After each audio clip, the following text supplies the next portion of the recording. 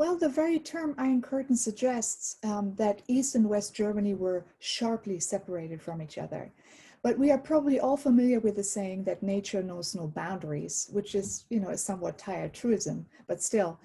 Well, the same goes for pollution, of course. No matter how elaborate the Iron Curtain was, East and West Germany were still bound together by environmental ties, like rivers or the Baltic Sea in the north.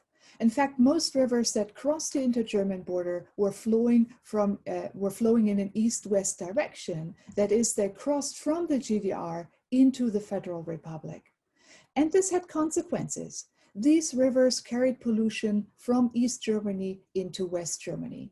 This was true for all border crossing streams, from the mighty Elbe River that flows from Dresden to Hamburg and on into the North Sea, to smaller creeks and streams that are only known locally or regionally.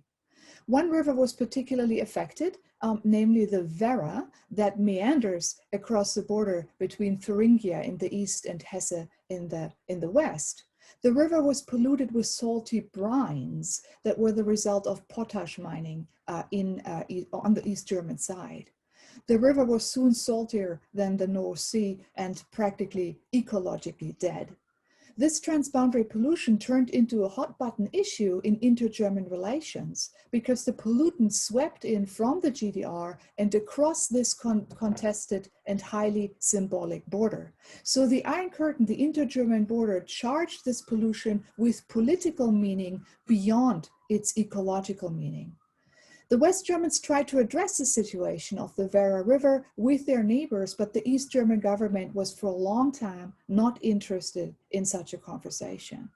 So you can think of the border as the interface through which East and West Germans encountered each other's pollution, an encounter that became increasingly asymmetrical over time. Because during the 1980s, the GDR's infrastructure was in full decline, and its decaying industry was literally bleeding pollution. The GDR no longer had any capital to invest in its rundown industries and public infrastructure. Even if they had wanted to install environmental technology, they were no longer in a position to do so.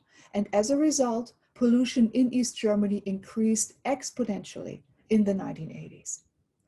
West German authorities monitored and engaged this East German pollution, and I argue that they were practically confronted with the evidence of the GDR's dissolution. But they did not realize that they were looking at the signs of the GDR's imminent collapse. So my argument is that the collapse of socialist East Germany was foreshadowed by this increasing pollution.